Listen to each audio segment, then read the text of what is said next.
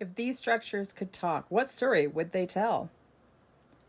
If you guessed Sun and Waterworks and Lighting Company, you're absolutely correct. Let's go back to January 2nd, 1897. The work of wiring the different places of business for the electric light is almost completed. Only a part of the electrical machinery has arrived, and it will be some days before the plant will be in operation.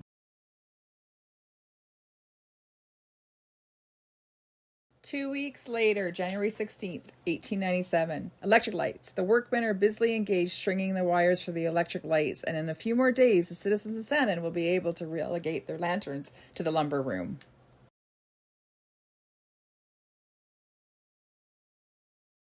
The following week, January 23rd, 1897, the entertainment given by Edison Bioscope Company in Spence's Hall last evening was by long odds the best yet presented before a Sandon audience. Unfortunately, the electric light plant is not in running order, and so the bioscopic part of the entertainment had to be postponed until later. However, the show, without the bioscope, was a strong one, and he who did not enjoy himself last night must have been hard to please indeed. The company gives another performance tonight, and no one should miss the opportunity to seeing them they are the first-class entertainers. This is a bioscope movie. This is what it looks like from 1896. 2 weeks later, February 6th, 1897, M.L. Grimmett is putting up a 2-story store and office building opposite the post office. The building will be fitted with electric lights, water, and all the modern improvements. Though the foundations has not been laid yet, all the rooms have been already spoken for.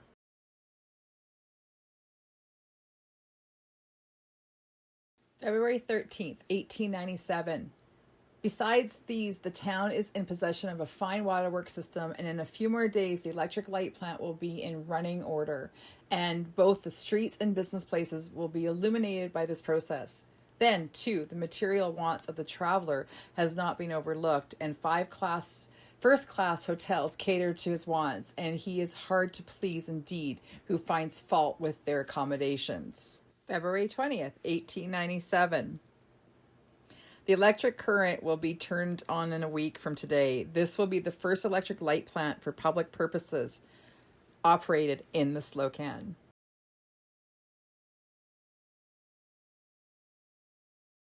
March 6th, 1897. Our electric lights.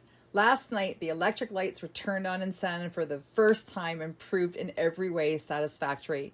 The system is one of the most complete in the country, and that, combined with the heavy wire used, has caused better results than were anticipated by even the most sanguine of the promoters of the enterprise.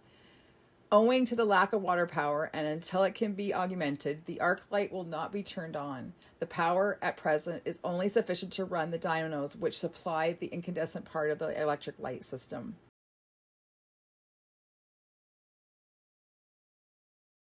Two weeks later, March 20th, 1897, the electric light plant can be operated for only 3 hours at a night on account of the scarcity of water. The water power, however, is getting more plentiful and will continue to increase from this on, thus making it possible to run the plant all night. Below the green arrow is where our cabin is. 2 weeks later, April 3rd, 1897. The electric light plant is now running about 3 hours each night. They are putting in more lights each day and expected to have plenty of water for generating purposes within 2 weeks. April 10th, 1897. Businesses are already bragging in their advertisement of electricity. The electric company also survived the 1900 fire. Direct current from Johnny Harris's power plant in Sandon supplied the city from 1897 until the plant was demolished in 1954. And the only exception to that was the period during World War II when the BC Securities Commission decided to make Sandon an internment center for Japanese Canadian people.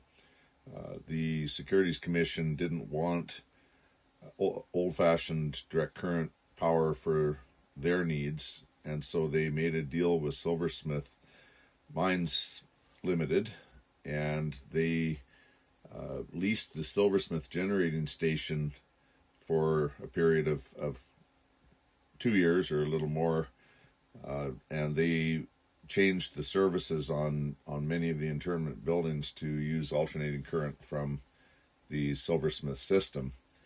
I think it's safe to say that at the end of the war, when the commission disbanded their camp in Sandon, that those buildings continued to draw alternating current from Silversmith. The end of the DC was in sight, and when Johnny Harris died in 1953, his widow was very quick in trying to sell off and decommission and demolish the old direct current plant. And as of 1954, the Silversmith plant that still exists has been the provider for utility services in Sandon. Thank you so much for watching, and please subscribe, share, like, comment. Thanks, you guys.